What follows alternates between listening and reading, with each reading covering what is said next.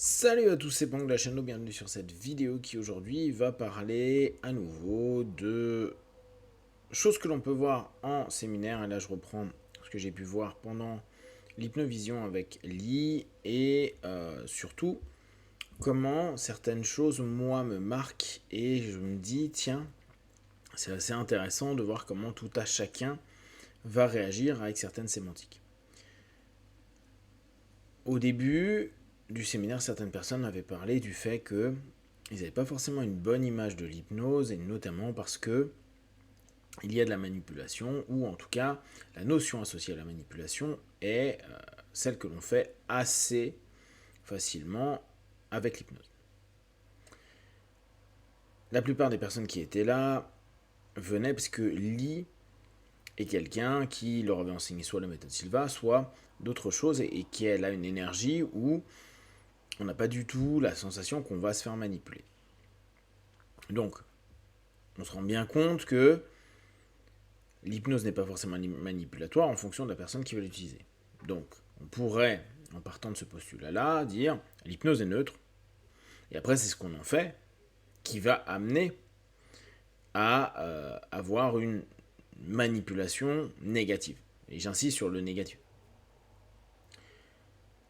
Au moment où on a parlé un peu plus de manipulation, j'ai été marqué de voir à quel point il pouvait être désagréable pour tout à chacun de se dire avec l'hypnose je peux manipuler. Chose qui était toujours transformée, biaisée, par un discours qui est du genre oui mais on le fait avec bienveillance, oui mais on a une bonne intention, oui mais, toujours un oui mais, il y a derrière plutôt une influence, une volonté de chercher le bon pour l'autre, etc., etc. Et je trouve que vouloir se raconter ce récit est problématique.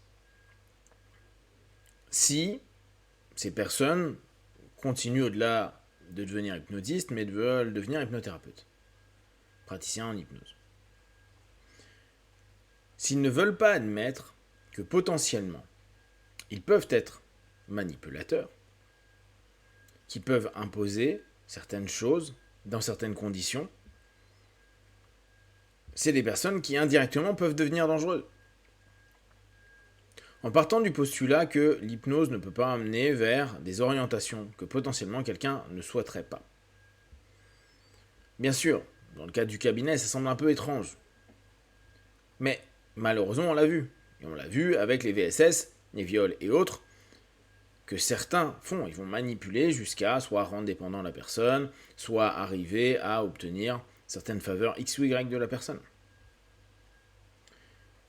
De même, la façon dont on connaît l'influence potentielle, parce qu'on ne peut jamais certifier que c'est ta suggestion qui a fait quelque chose, peut amener certains praticiens à faire revenir des personnes en cabinet, alors que globalement leur objectif a été OK.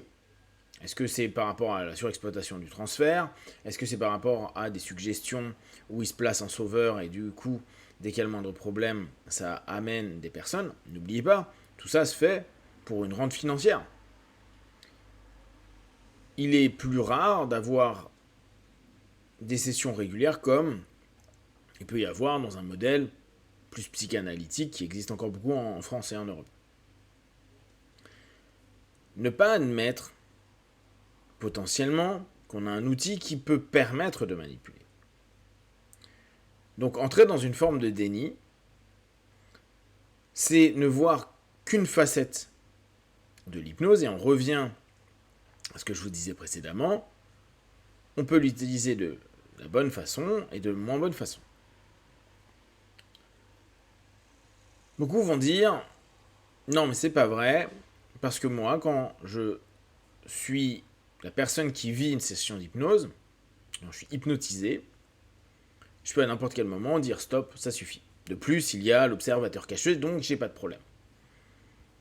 Et je leur dis, c'est d'autant plus Parce que des personnes comme vous, qui en plus êtes en train de vous former à l'hypnose, et qui, parce qu'ils ne veulent pas l'entendre, disent mais non, on ne peut pas manipuler avec l'hypnose, qui ont paradoxalement, alors qu'ils ont la connaissance, ils ont eu l'information, on l'a répété, le plus de chances de se faire manipuler par quelqu'un. Certes, pas forcément dans son école d'hypnose, pas forcément au travers de l'hypnose, mais avec les concepts utilisés hors cadre d'un cabinet, qu'on va amener sur ce que certains aiment appeler la dark persuasion, dark hypnosis, ou juste de la manipulation, mais pas la manipulation manuelle, vraiment la manipulation de l'esprit pour amener vers quelque chose qui n'amène pas forcément du bénéfice à la personne qui vit ces suggestions, ces orientations, cette manipulation, mais à la personne qui est opératrice de cette notion-là. Et ça donne une espèce de naïveté qui est complètement problématique parce que, et je pense que beaucoup d'entre vous l'avez peut-être vu si vous avez fait pas mal d'écoles, ça se voit moins quand on n'en a fait qu'une seule, parce qu'au bout du compte, on ne sait pas si on est matrixé par l'école ou pas. Non, ça me suffit, cette école est très bien, j'ai eu tout ce qu'il me fallait.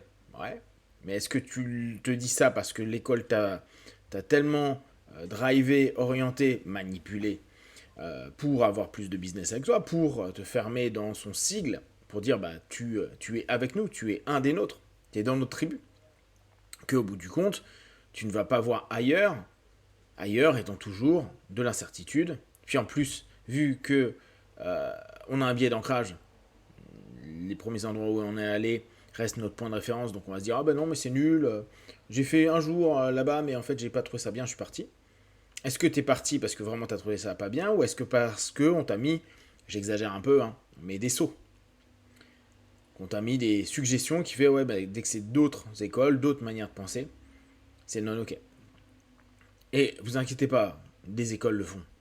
Ou l'ont fait. Je sais pas ce qui actuellement se fait, mais moi je l'ai vu dans des écoles, et que ce soit en Europe ou aux États-Unis.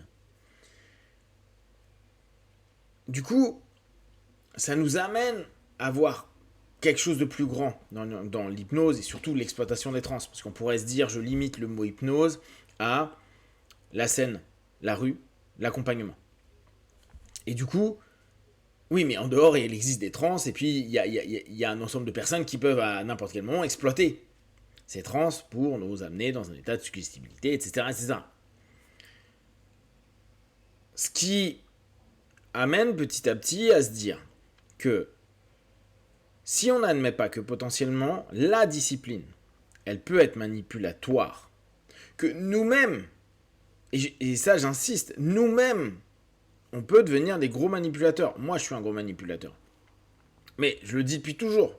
Comme je dis que je suis un gros connard, comme je dis plein d'éléments, parce que c'est pas parce qu'on l'est qu'à longueur de temps on va l'utiliser, l'exploiter, voire même, c'est parce qu'on sait qu'on l'est, qu'on est plus attentif à ce que l'on fait, alors que quand on nie, et là on est vraiment dans le principe que nous apporte l'hypnothérapie, mettre de la lumière sur quelque chose qui est inconscient, donc faire surgir, émerger, venir quelque chose qui vient du subconscient, que le conscient va pouvoir capter,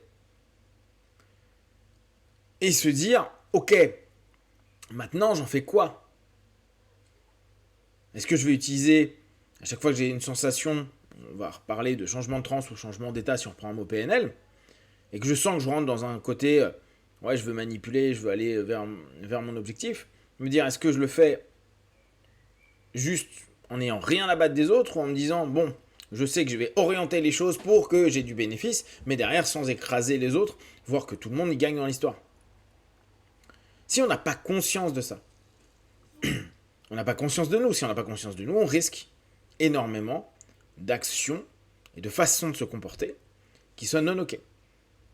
Or, quand je vois l'ensemble des réactions quand on dit à quelqu'un, et là on est vraiment sur la notion d'ombre, ben, attention parce que vous êtes venu à l'hypnose pas pour rien. La rationalisation, oui mais c'est parce que je connaissais machin, oui mais c'est juste pour m'interroger, oui mais c'est ceci, oui mais il y a quand même, c'est une des rares disciplines où on sait que l'image fondamentale c'est l'hypnotiste au-dessus avec son regard et l'autre qui suit ce qu'il dit, qu'on le veuille ou non. C'est 90% des personnes qui s'initient à l'hypnose, qui ont entendu parler de l'hypnose, etc. Donc, il y a quand même un élément qui n'est pas juste, c'est un accompagnement ou une technique classique. Il y a de l'influence. C'est pour ça que dès le début, quand les gens se présentent, ce mot manipulation, contrôle, etc., etc., est problématique. Et c'est également, pour cette raison, et je finirai là-dessus, qu'il est hyper marquant d'entendre pendant, là je reprends Hypnovision, mais je l'ai entendu partout. Oui, mais est-ce que cette technique-là, on peut le faire tout seul? Sous-entendu, j'ai quand même pas trop envie que quelqu'un d'autre qui fait de l'hypnose le fasse pour moi, je vais le faire tout seul. Hein, auto-hypnose, c'est très très bien. Bah oui, parce que t'as pas confiance en l'autre, parce que tu le veuilles ou non, tu penses qu'à un moment donné, soit il va t'orienter à dire des choses qui te dérangent, fameux tu me fais dire ce que je veux pas, soit qu'il ait une influence potentielle, et qu'il sache des choses de toi. Donc il y a plein d'éléments très intéressants dedans. Bien sûr, et aussi, je suis peut-être timide, etc. J'enlève pas ça. Si vous avez des questions ou des remarques, n'hésitez pas, comme d'habitude, tout ce que je propose de me prenez que ce qui est bon juste pour vous, testez, observez, analysez et concluez. Be one, ciao.